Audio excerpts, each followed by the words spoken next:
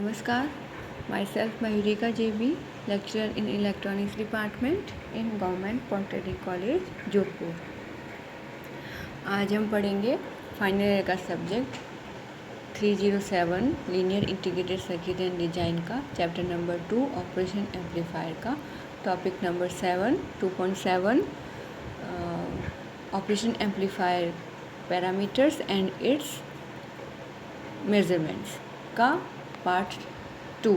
पिछली क्लास में अपन ने कुछ पैरामीटर्स और उनके मेजरमेंट्स पढ़े थे, जैसे कि इनपुट वोल्टेज रेंज, ठीक है, output offset voltage adjustment, input capacitance, differential input resistance, input bias current, input offset current and input offset voltage. ये सब अपन ने पिछली क्लास में किया था। आज इसी का कंटिन्यूशन में रखते हुए नेक्स्ट पैरामीटर्स और उनका मेजरमेंट कैसे करना है वो पढ़ते हैं, ठीक है। तो नेक्स्ट पैरामीटर है कॉमन मोड रिजेक्शन रेशियो। इसको शॉर्ट फॉर्म में लिखते हैं CMRR। ये बहुत इम्पोर्टेंट पैरामीटर है और कैरेक्टरिस्टिक्स भी है ऑपरेशन एम्पलीफायर का। CMRR क्या होता है? It is defined in several essentially equivalent veg by various manufacturers. अलग अलग मैन्युफैक्चरर्स के द्वारा अलग अलग तरीके से CMRR को डिफ़ाइन किया गया है। It can be defined as the ratio of differential voltage gain AD to the common mode voltage gain ACM। That is it measures the degree of balance in differential amplifier. Differential amplifier में balance की degree कितनी है ये measure करता है। और किस किस का रेशियो होता है? ये CMRR is the AD upon ACM। ACM अपन ने पिछली क्लास में किया था।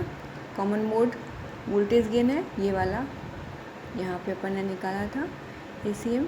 कॉमन मोड रेंज ये है और ये रहा कॉमन मोड वोल्टेज ये वाला, ठीक है। तो ACM अपन निकालते हैं output VOCM upon VCM। VOCM क्या है? आउटपुट कॉमन मोड वोल्टेज, और VCM क्या है? Input common mode voltage. Common mode voltage gain है ACM। ये कब कैसे निकालते हैं? पिछली क्लास से बताया था मैंने, जब अपन ऑपरेशन एम्पलीफायर के दोनों इनपुट को एक ही प्रकार का इनपुट देते हैं और फिर आउटपुट मेज़र करते हैं, तो वो आउटपुट कॉमन मोड वोल्टेज हो जाएंगे, और इनपुट जो अपन एक प्रकार का इनपुट दे रहे हैं दोनों इनपुट को, वो हो जाएगा इनपुट कॉमन मोड वोल्टेज। और ये आउटपुट अपन इनपुट अगर करके अगर अपन गेन निकालेंगे तो ये कहलाएगा common mode voltage gain, that is ACM। और यहाँ पे AD क्या है? AD is the same as the large signal voltage gain A, ठीक है। Generally the ACM is very small and AD is very large.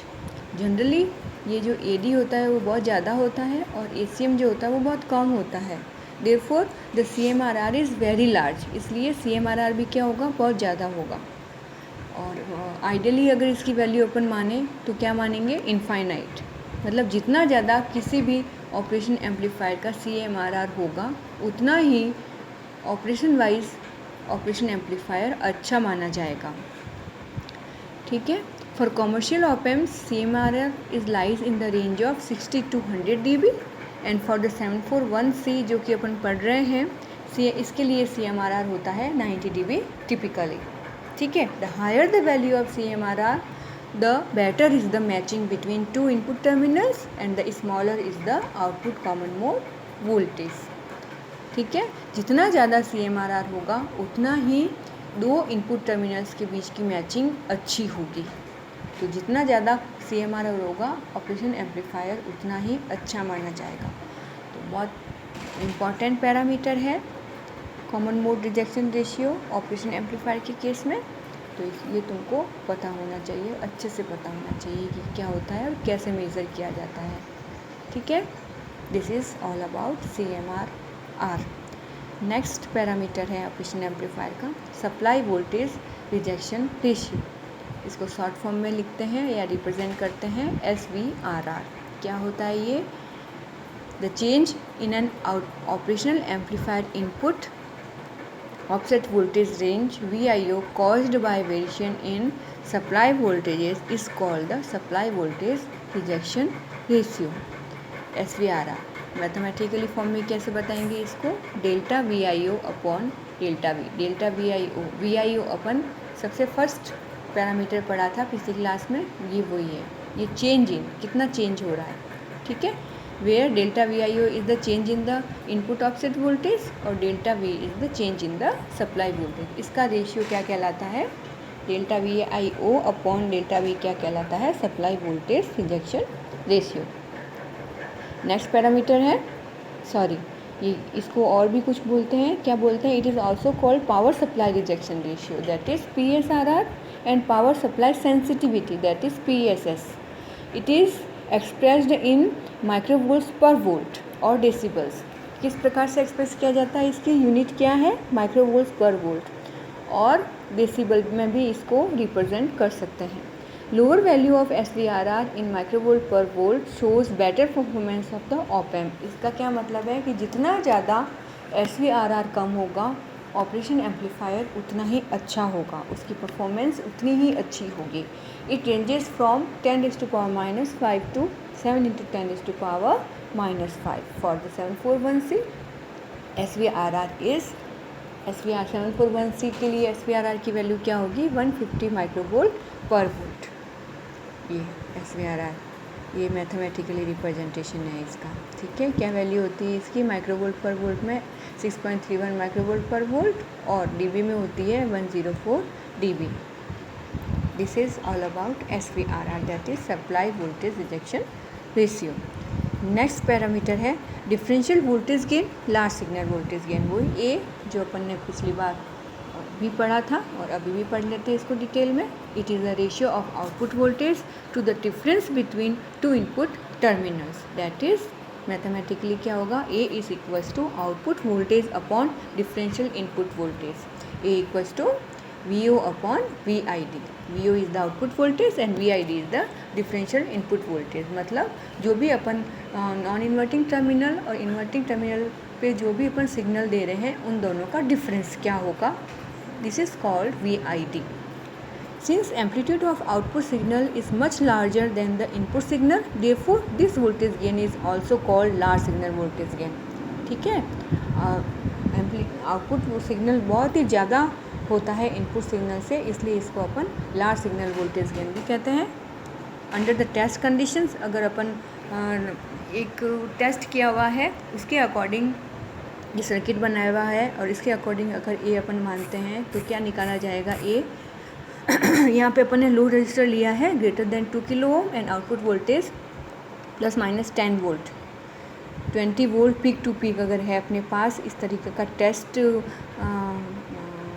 Test circuit है, तो इस तरीके के सर्किट में ये वैल्यूज़ है, तो क्या होगा, large signal voltage gain of the 741C is 2 lakh, typically 2 lakh होगा इस टेस्ट का सर्किट में, जो कि क्या है, ये वाला V1 है, ये V2 है, ये VID है, ठीक है। ये सप्लाई वोल्टेज है ±15 वोल्ट, ये -V है, आउटपुट वोल्टेज AVID, और लोड रेजिस्टेंस अपन ने क्या लिया है, greater than equal to 2 kilo ohm कुछ भी लिया है, तो इस वाले सर्किट का जो गेन होगा वो कितना होगा, लगभग 2 लाख के आसपास, that is why this is called large signal voltage gain, ठीक है।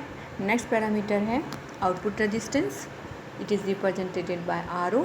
ये क्या होता है, it is the equivalent resistance that can be measured between the output terminal of the op amp and the ground. Output terminal और ground के बीच में major किया जाने वाला रेजिस्टेंस क्या कहलाता है, आउटपुट रेजिस्टेंस। और 741C के लिए ये किसकी वैल्यू कितनी होती है, 75 ohm, it is 75 ohm for the 741C operational amplifier. Next parameter is output of voltage swing. ये क्या होता है, it is the maximum peak to peak output voltage VO maximum which can be obtain without waveform clipping when DC output is 0। जब DC output 0 है तो output में without clip हुए बिना आउटपुट जो peak to peak output voltage होगा वो कहलाएगा output voltage swing. Actually output voltage swing indicates the value of positive and negative saturation voltages of operational amplifier. वास्तव में ये आउटपुट वोल्टेज स्विंग क्या बताता है, पॉजिटिव और नेगेटिव सैचुरेशन बताता है ऑपरेशनल एम्पलीफायर, ठीक है। इट में range from 50 to 80% of supply voltage. कितना हो सकता है, इसकी रेंज क्या हो सकती है, सप्लाई वोल्टेज की 50 to 80% हो सकता है। This parameter is useful in switching applications, जहाँ पे भी अपन को स्विचिंग एप्लीकेशंस में ऑपरेशन एम्पलीफायर को यूज़ करना है तो वहाँ पे ये पैरामीटर बहुत ज़्यादा काम में आएगा। नेक्स्ट पैरामीटर है आउटपुट शॉर्ट सर्किट करंट। ये क्या होता है, if accidentally output of operation amplifier is shorted to ground a very high current flows through it. ठीक है, क्या होता है ये, जब एक्सीडेंटली अचानक से किसी भी मिस्टेक से अगर ऑपरेशन एम्पलीफायर का आउटपुट ग्राउंड से कनेक्ट हो जाता है तो उस कंडीशन में सर्किट में बहुत ज़्यादा हाई करंट पास होती है। वो हाई करंट पास क्या कहलाती है, output short circuit current. Hence there must be built in short circuit protection circuitry, इसलिए इस short circuit protection short circuit से प्रोटेक्ट करने के लिए एक सर्किटरी अंदर होनी चाहिए ऑपरेशन एम्पलीफायर में। ठीक है, 741C operation amplifier have this facility having short circuit current ISC equals to 25 milli ampere. तो 741C में ये फैसिलिटी होती है जिसकी शॉर्ट सर्किट करंट की वैल्यू क्या होती है, 25 milli ampere. That is the protection circuit can withstand 25 milli ampere of current. मतलब कि जो प्रोटेक्शन सर्किट है वो कहाँ तक बियर कर सकता है short circuit current, 25 milli ampere तक। इससे ज़्यादा जैसे ही करंट ज़्यादा होगी तो फिर ये फिर विथस्टैंड नहीं कर पाएगा। This is output short circuit current. Next parameter है ऑपरेशन एम्पलीफायर का सप्लाई करंट। सप्लाई करंट क्या होगी, it is the current drawn by the operation amplifier from the power supply. Power supply से ऑपरेशन एम्पलीफायर कितनी current drawn कर रहा है, ले रहा है, वो कहलाएगा supply current. It is in the range of nano amperes, nano ampere की रेंज में होता है। For the 741C operation amplifier the supply current IS is given by 2.8 milli ampere. Next parameter is power consumption. It is amount of quiescent power when Vin equals to 0 volt that must be consumed by the operation amplifier in order to operate properly. मतलब जब input voltage 0 है तो operation amplifier को properly operate करने के लिए जितनी भी पावर की ज़रूरत होती है वो कहलाता है power consumption of the operational amplifier. For 741C operation amplifier इसकी वैल्यू होती है 85 मिली वाट। ये सारी वैल्यू जो मैं तुमको बता रही हूँ ये सारी वैल्यू डेटा शीट्स में दी हुई होती है। ठीक है, नेक्स्ट है ट्रांजिएंट रेस्पॉन्स। क्या होता है ये, the transient response of practically network to a given input is composed of 2 parts. Transient response में 2 पार्ट्स होते हैं। क्या क्या पार्ट्स होंगे, first the transient response and दूसरा द स्टेडी स्टेट रेस्पॉन्स। क्या होता है, transient response is the portion of the complete response before the output attains some fixed value.